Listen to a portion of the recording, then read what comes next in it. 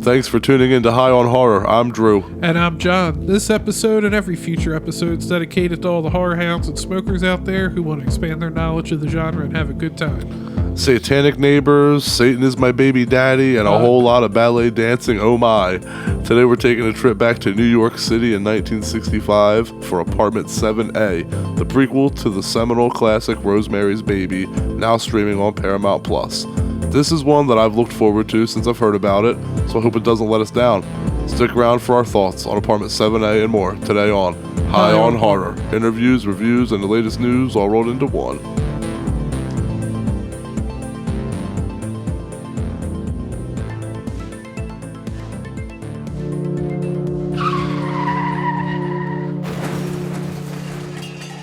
If this is your first time listening to this podcast, we like to start off with smoking and talking about current events. If you've listened before, you know the drill and you know what that chewing means. It's time for Strain Wreck, the segment of our show where we discuss what strain we're getting wrecked on. And this week I got some future ex-husband. That's the name of the strain. I mean, I guess in a roundabout way, kind of ties to the episode. I have to say, you told me the name of it earlier and I laughed, and you just said it again and I laughed again. That's a really good title for a weed. So the only thing I have on here from Leafly, and I think it's written by Curio, but there's no product reviews. It says, meet future ex-husband, a sister strain of Magic Gouda, is an indica-leaning hybrid crossed between blue cheese and wizard punch. Thanks to its dominant terpenes of carafilene, mycin, it is a favorite among customers looking for stress relief, relaxation, and mood uplift. And that is all I got because we don't have any reviews for it. I guess it's a newer strain, but all right. So we'll do our own review of it, I guess. So Halloween 4 and 5 are playing in theaters this month, as is the original. Okay.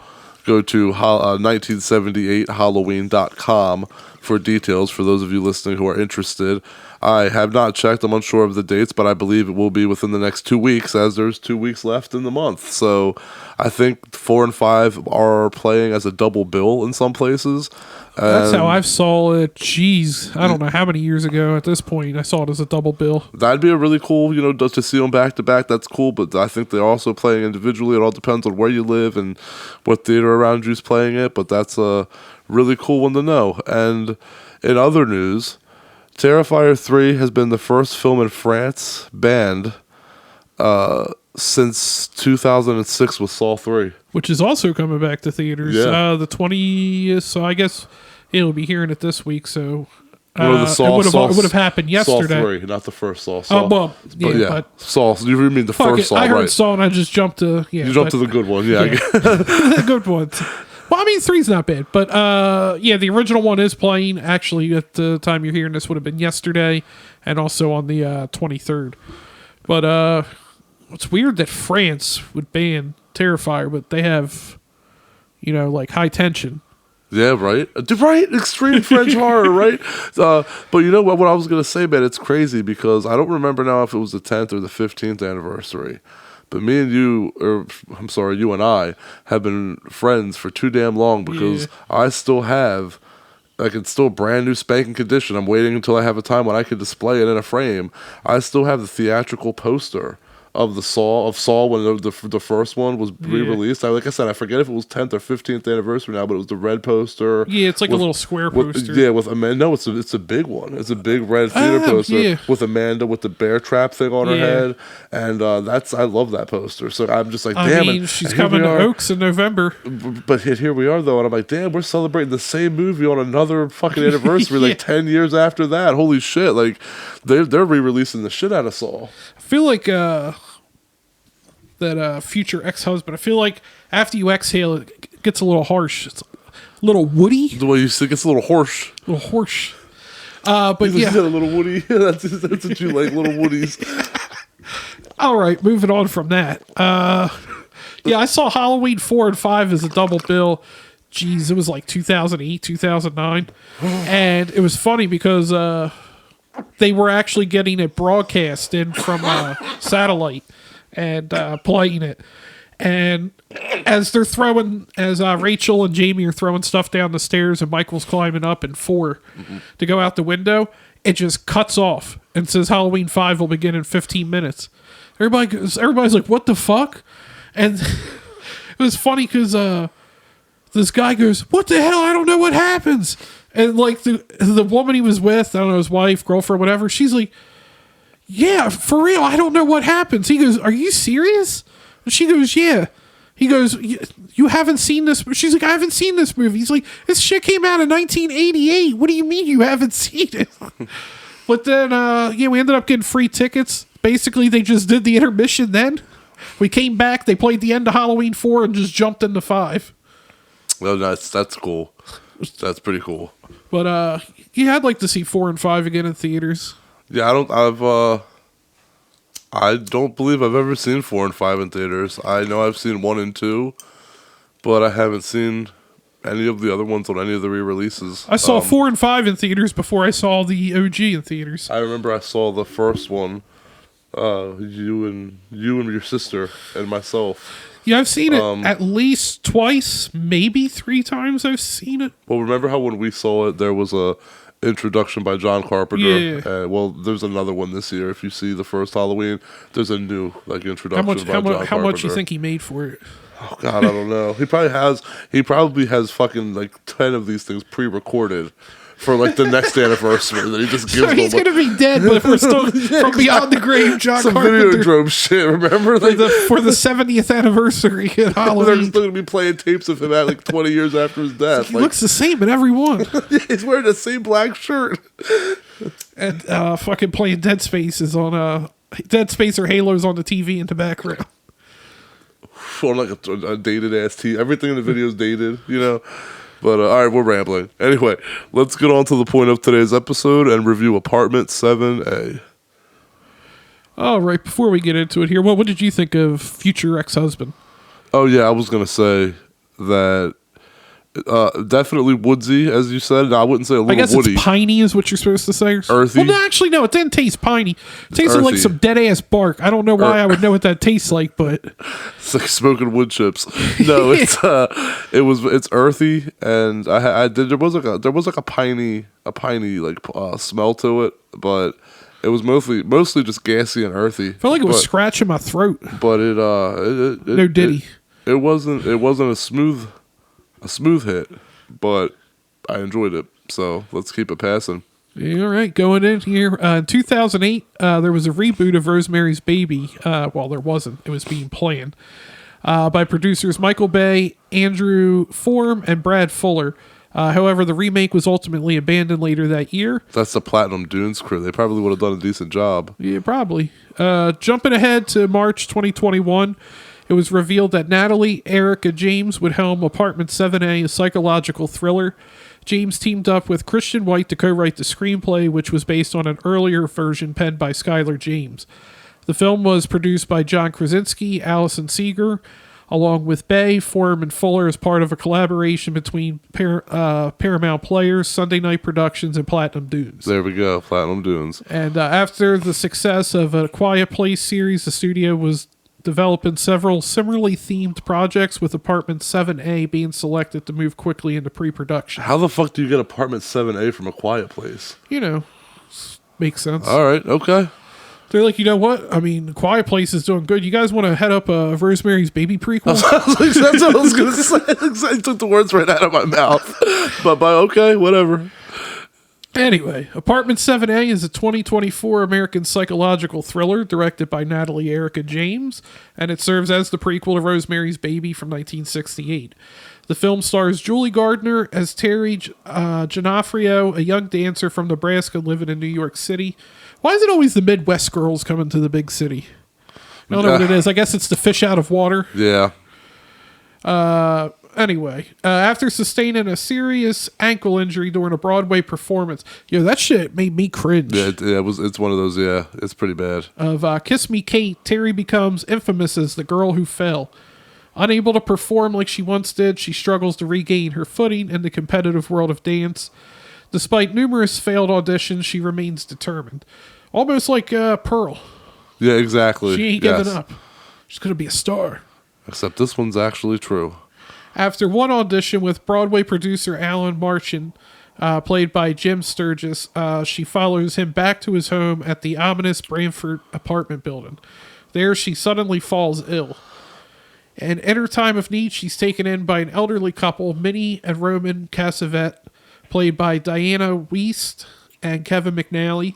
They offer her an apartment in the building rent-free, claiming that they've helped others in the past. I'd be like, nah, I'm good. This is some weird shit. There's some weird shit. You know right away. If it's too good to be true, it's You don't it's make a true. skin coat out of me. And if it's too good to be true, that's because it is. And old people, no. Yeah.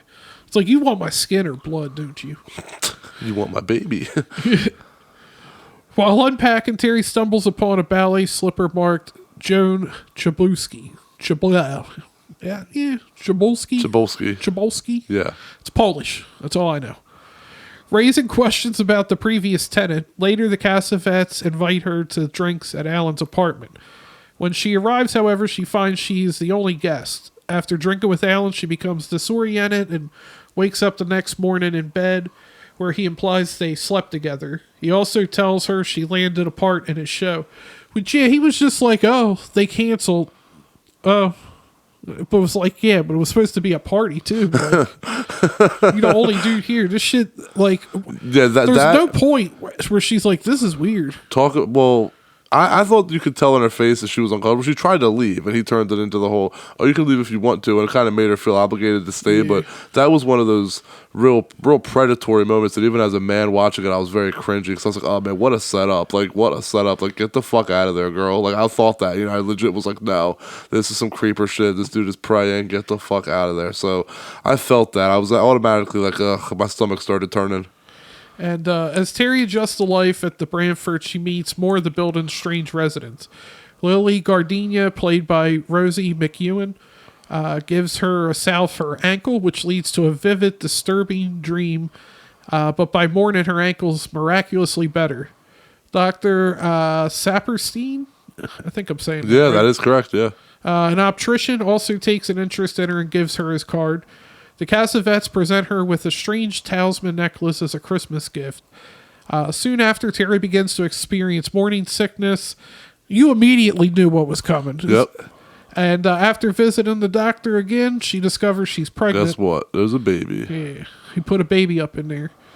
A fact quickly shared with Alan and the Cassavets. As Terry navigates her pregnancy, she stumbles upon a hidden passage in Lily's apartment. Then she finds a grimoire and a note that sheds light on the dark secrets of the Bramford. Within the book, she discovers a drawing of their talisman and a chilling illustration of a woman chained while giving birth to a demon. Yeah, you gotta start worrying at that point. Yeah, right. Which she does. Fearing for her safety, Terry reaches out to Dr. Saperstein, convinced him something is wrong with her baby. He instructs her to pack a bag, hinting at the possibility of admitting her for prenatal hysteria. Perinatal hysteria. I don't know these doctor terms, man. Listen, it's all the same to me. I know an emergency. They're just making up some bullshit. Yeah. That's what happened here. Panicked, Terry. That's what happened. That's what's happening here. Panicked, Terry flees, leaving behind the talisman. Searching for answers, she uncovers Joan Chabulski's name in an old playbill and visits a theater where Jane had worked. Then she finds Joan's belongings, including a rosary and a Bible with Revelation 12:9 ominously underlined. Desperate to terminate her pregnancy, Terry seeks the help of a back alley abortionist, accompanied by her friend Annie Long, played by Marilla Sue. I think I said that right. Yeah. However, the procedure goes wrong when Terry involuntarily kicks the abortionist, causing her to have a seizure. Realizing she must face her situation alone, she returns to the Bramford. In the building's sub-basement, Terry uncovers a hidden temple adorned with ritualistic symbols. Alan confronts her there, revealing that this is where she was impregnated. In a fit of rage, Terry stabs him with a ritualistic atheme, is I think how you say it. There's a lot of terms I don't like in this. Speak American. But a demonic horned figure materializes, forcing her to flee. Upon returning to her apartment, she encounters Minnie and Roman, who try to calm her, and in her desperation, she attempts to stab herself in the stomach but collapses in pain. Roman delivers a chilling prophecy. Terry's unborn child will be the heir to Satan and will change the world. Sounds familiar? Yeah, right. The Cassavetes take Terry to a gathering of their cult-like group who warmly welcome her. As part of the ceremony, Minnie replaces the talisman around Terry's neck, and Roman, raising a glass, proclaims that God is dead, and that 1965 will mark year one. The eerie celebration ends with a toast to Satan. Suddenly at peace, Terry begins to dance gleefully to the song Be My Baby. Her movements are fluid and dreamlike, but the scene turns tragic as she hurls herself out a window to her death. Outside, Minnie and Roman approach the aftermath of her fall, only to see Rosemary and Guy Woodhouse, played by Amy Leeson and Scott Hume, being interviewed by the police, heading at the unsettling events yet to unfold in Rosemary's Baby. So, we're at the end of the story here. Drew, I'm going to hit this bong so you can give. All right, yeah. So it's no secret that I'm a big fan of Rosemary's Baby. I mean, who isn't? I grew up watching it with my mom. It's, like I said earlier, a seminal classic. I believe I've talked about the book before on this podcast by Ira Levin and how great of a novel it is and how the movie followed the book very closely. That being said, I loved hearing the co-writers Skylar James and Christian White went back to the book for inspiration on Terry Gionoffrio and updated her story. The slight changes and elaborations, I don't mind. The acting was great from everyone. The cast is absolutely killer. Julia Garner as Terry is brilliant. One of the best lead performances from a female in a horror movie that I've seen in a long time. She's cute, vulnerable, but determined and so strong. That really helps make you feel for her and like her. And it's easy to root for her because she's a character with integrity that doesn't deserve what's happening to her. The vision of the film, the teamwork of Natalie Erica James and cinematographer Arnau Valls Colomer is crisp and on the money. The shot of Terry standing in front of the wall where there's this thing hanging in back of her that looks like a halo. Mwah. I love stuff like that. Jim Sturgis, who plays Alan in the film, said this film is psychologically intriguing and disturbing in equal measures. I would agree with that. Diane Weiss said that Apartment 7A is, quote, a new dimension of fear. It's just magnificent, end quote. I don't agree with that, unfortunately. It wasn't scary, but that's not the problem that I had with this movie. My problem was that even though I thought it was a good movie, I did not feel anything the entire time I watched it. I didn't feel anything. And that's because of two reasons. One, I've seen this story before, and even if you throw good acting into the mix, that doesn't change that fact. And two, I expected this to be something new and fresh, something to really add to the legend of the Rosemary's Baby story. But instead, this felt like, since it was just too soon to do another remake, the last remake was in 2014 in the form of a miniseries starring Zoe Saldana. I remember that. It's terrible. But they, instead of doing another remake, I figure they're like, hey, it's too soon to do another remake, so we'll just do another prequel, but give the prequel the same plot. Like, they found another way to tell the same story. Not so sneaky. Did we need this movie? No. Everything was done right. I've just seen it all before, so it had literally no impact on me. That being said, I hate giving the movie a bad score because of how polished and well-made it is, and because of Julia Garner's acting. And it's one of the best straight-to-streaming horror movies that we've gotten in a while. And it went under the radar by a lot of people, which is really cool because you need to check that out. I'm on the fence. But again, I felt nothing. And I can't ignore that. So I'm going to go 6 out of 10. It's a solid prequel that does Roman Polanski, the Roman Polanski film justice. But it's a watered-down pre-telling. Let's please leave Rosemary's Baby alone now and move on to fresher, more expandable ideas. But hold on, one more thing. Just let me say this one more thing. Okay. The story that we talked about earlier, the woman, she finds the Joan Chapolsky's. There we go, Joan Chapolsky's. When our The lead slipper, here, yeah. she finds her stuff. Okay, now I'm worried because now that we're learning this prequel here of Rosemary's Baby, now in the prequel, they're leading to there was another tenant before her. So I'm like, I don't feel like this is the end. I feel like we're getting another I feel like we're getting a prequel to the prequel. And it's going to be the same plot she'll find something again. from the previous person. Exactly. It'll be like Saw, like going in reverse. That's what I'm saying. They're just going to start making the them in reverse. Cassavetes are old, so you got years you can work with them. They're going to start being younger in each movie. It's going to be like James Bond. It's going to be like somebody does like 3 movies of the Cassavetes. All right, anyway, you go on. Yeah, I'm also a big fan of Rosemary's Baby, so I came into Apartment 7A with high hopes. Unfortunately, I find myself echoing a lot of what you've already said. The acting's solid, no doubt about that, but it all feels strangely hollow. Yeah. Like there's something vital missing beneath the surface. And while Diana Weiss and Kevin McNally do an admirable job at the Cassavetes, they bring the characters to life with skill. The film just doesn't hit the emotional mark it should. Visually, it's well crafted. There's no denying it's shot beautifully, but that doesn't make up for a lack of real tension or connection. Fair. By the time the story begins winding down, I found myself simply waiting for the inevitable conclusion. Especially with the scene at the window, like when she starts dancing, you see her like you just see the open window. You immediately are you like, know what's coming. Yeah. I was like, oh, she's gonna throw herself out the window. Yep. You're no Rachel Dawes. Batman ain't saving you. By the time the story begins winding, yeah, I already said that. Yeah, it's disappointing because it's so close to the original, but not in a way I feel like it honors it. Instead, it feels like a pale imitation. That's fair. It doesn't really add anything new or exciting, which is funny because that's what Diana Weiss was saying. I didn't even know she had said it until you brought that up. But said like someone who doesn't watch a lot of horror. Anyway. The final scene, like I said, was completely predictable, and by that point, the suspense already like fizzled out for me. I give the film a 4.5 out of 10. It just doesn't capture the eerie magic of the original Rosemary. Well, not the original, but the original film in the series Rosemary's Baby.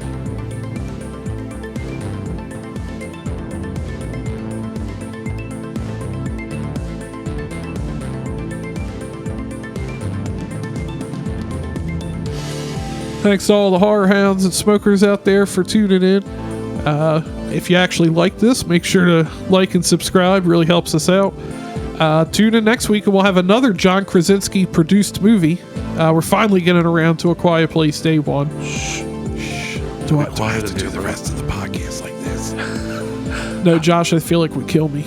We'd be coughing, bro. We'd be coughing. This fucking aliens would be fucking us up. Dude, I mean, not to give it away, but if a guy's shirt ripping can send these things off, we can't smoke weed in A Quiet Place. Imagine trying to dab in your car. Like trying to do with the torch. You just hear you want some of this? Here's fucking. We're done. As soon as you light that torch, they're just going to be on you. Anyway. Hit them with a shotgun. Just blow smoke right in their face. That would just probably piss them off. Yeah, probably. Anyway, so follow us on Facebook, Instagram, X, TikTok, YouTube, High on Horror 420. Send us an email, highonhorror420@gmail.com. Check out our website, highonhorror.com. And that'll about wrap her up. Catch you later. See you all next week.